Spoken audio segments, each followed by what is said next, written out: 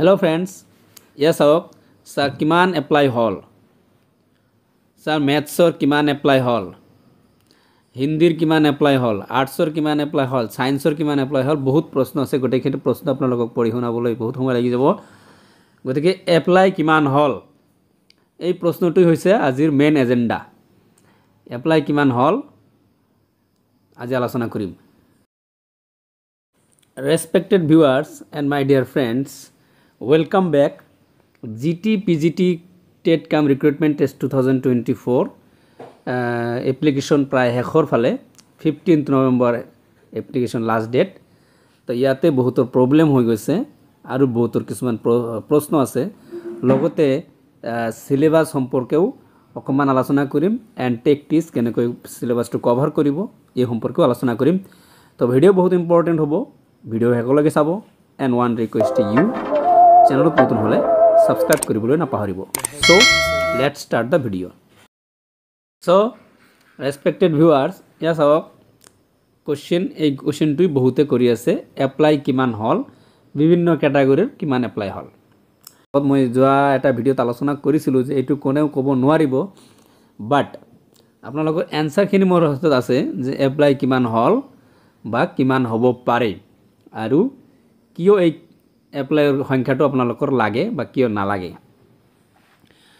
প্ৰথম কথা হল যে আপোনালোকে এপ্লাই কিমান হল ইয়াৰ পিছত আৰু মানে এই কোৱেশ্চনটোৰ আকৌ আলোচনা কৰি একো লাভ নাই কাৰণ হৈছে কি যে আপোনালোকৰ কাৰণে বহুত এটা মানে সুবৰ্ণ সুযোগ এই কাৰণেই যে বহুখিনি পদ এবাৰ খালি আছে অলমোস্ট 8000 প্লাস তো এপ্লাই কিমান হল এটু জানার আগত আপোনালোকৰ বহুতৰ চান্স আছে বহুত টেট কাম ৰিক্ৰুটমেন্ট টেষ্ট টেট নহয় তাৰ মানে এটা কাট অফ থাকিব সেই কাট অফ মানে যদি আপুনি পাৰ কৰে তেনে আপোনাৰ জবটো প্ৰায় হৈ গল টেটৰ নিচিনা নহয় যে টেট পাস কৰাৰ পিছত আপুনি বহি থাকিব লাগিব এপ্লাই কৰিব লাগিব হয় নে নহয় এনেকুৱা টেনশন নাই তাতে এডভাৰটাইজমেন্টত লিখি দিছে এটা চাওক এই দুটো পইণ্টত চাওক এডভাৰটাইজমেন্টত আছে যে আপনি প্রথম স্টেজটো পার করার লগত আপনার প্রায় জব হয়ে গল এতো চাওক the number of qualified candidates in the TET CAM recruitment test shall be in the ratio of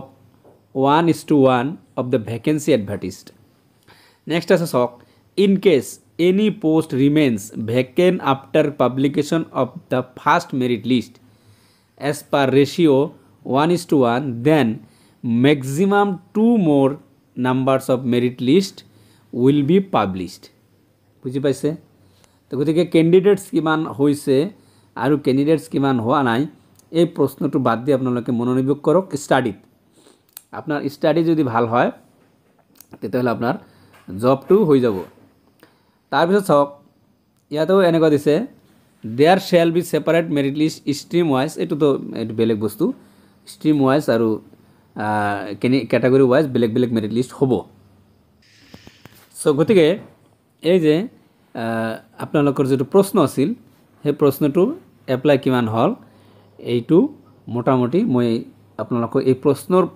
প্ৰশ্নটোৰ পৰা মই আপোনালোকক অকমান দুশ্চিন্তা মুক্ত কৰিব পাৰিলো যে আপোনালোকে এইটো দৌৰ মানে ইয়াৰ পিছত দৌৰ নামাৰি পঢ়াশুনাৰ পিছত আপোনালোকে অকমান ষ্টাডি মনোনিবেশ কৰক আৰু লগতে আপোনালোকৰ সুবৰ্ণ সুযোগ আছে প্ৰত্যেকৰে কোনো টেনশন নাই ইয়াৰ পিছত চাওক ইয়াতে একটা কন্ডিশন দিছে এটো মই প্রশ্নটো লৈছো এই কারণে GT arts and GT Hindi honours আছে এপ্লাই কৰিব পাৰিম নে হিন্দি অনাৰ্স যদি আছে 50% এবভ গ্ৰেজুৱেচনত হেতু তো অপচন আছে আপনি জিটি হিন্দি পাৰিব লগতে আপনি গ্ৰেজুৱেচন কমপ্লিট 50% আছে জিটি আৰ্টসৰ কাৰণে হ'ব তো এপ্লিকেশন এটাত আপনি দুটা সাবজেক্ট চুজ কৰিব পাৰে এটা আপনি আনসাৰ হ'ব পাৰে আজি এইটো কমেন্টটো দিছে এই কাৰণে লৈছো মই তো নেক্সট আছে এইটো চাওক এনেকুৱা তো বহুতৰ আছে সেইকাৰণে মই এটা কোৱেশ্চন লৈছো যে গ্ৰেজুৱেচন মাৰ্কস ভুল হৈ গল তো মই আগৰ ভিডিওটো দি দিছো যে কাৰেকশন টুলসটো খোলাৰ সম্পূৰ্ণ সম্ভাৱনা আছে কাৰণ বহুতৰো ভুল হৈছে ইতিমধ্যে বহুতে অলৰেডি আলোচনা কৰিছে ডিএসসিত তো ভুলৰ সংখ্যা যদি বেছি হৈ যায় তেনহলে কাৰেকশন টুলসটো খুলি দিব আপোনালোকে 15 নম্বৰলৈকে ওয়েট কৰক আপোনালোকে কিবা না কিবা এটা নোটিফিকেশন পাই যাব তাৰপিছত চাওক আৰু এটা কোৱেশ্চন মই লৈছো মই কুৱেশ্যন বুকলেট মিডিয়াম এছামিজ দি দিলোঁ, কাৰেকশ্যন আহিব নে নাই? মানে কাৰেকশ্যন কিয় লাগিব আপোনাৰ? কুৱেশ্যন বুকলেটতো কেইবাটাও লেংগুৱেজ থাকিব। কুৱেশ্যন বুকলেটতো আপোনাৰ কাৰেকশ্যন কৰাৰতো ইমান প্ৰয়োজন নাই। কুৱেশ্যনটো এই পঢ়ি পিনি যিখিনি বুজিলোঁ সেইখিনি হৈছে কুৱেশ্যন বুকলেটত যদি আপোনাৰ এইটো ভুল হৈছে, এইটো ভুলে নহয়, কাৰণ কুৱেশ্যন বুকলেটটোত কেইবাটাও নাম্বাৰ কেইবাটাও লেংগুৱেজত আহিব, গতিকে এইটো ভুল নহয়, এইটো কাৰেকশ্যন কৰাৰ দৰকাৰো নাই। মই যিখিনি আপোনাৰ কুৱেশ্যনৰ পৰা যিখিনি মই বুজিলোঁ সেইখিনি মই ক'লোঁ। আচ্ছা, এতিয়া আলোচনা কৰিম চিলেবাছ সম্পৰ্কে এণ্ড টেকনিক অফ প্ৰিপাৰেশ্যন। চাওক, এইটো আছিল main syllabus about Assam and its people 50 marks, pedagogy 50 marks, pedagogy কেইবাটাও ক্লাছ মই কৰিছোঁ, general English 30 marks, GK and current affairs 10 marks, total হৈছে 140 মাৰ্কছ। এইটো হৈছে আপোনালোকৰ মেইন চিলেবাছ। কি কি আপোনালোকে পঢ়িব লাগিব ইয়াতে চাওক। General principal of maxim of teaching, কোনোবাই অনলাইনত শ্বেয়াৰ কৰিছে।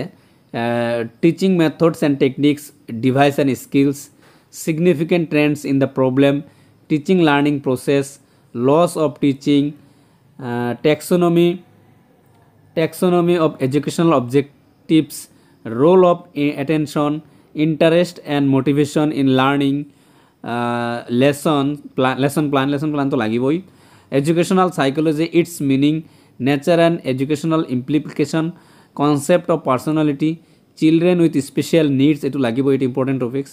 ইয়াৰ ওপৰত মই বিশেষ ক্লাছ এটা কৰি দিম। নেক্সট আছে mental health and hygiene, concept of intelligence, concept of adolescence, development during এডোলেচনৰ পৰা বেছি কুৱেশ্যন আহিব।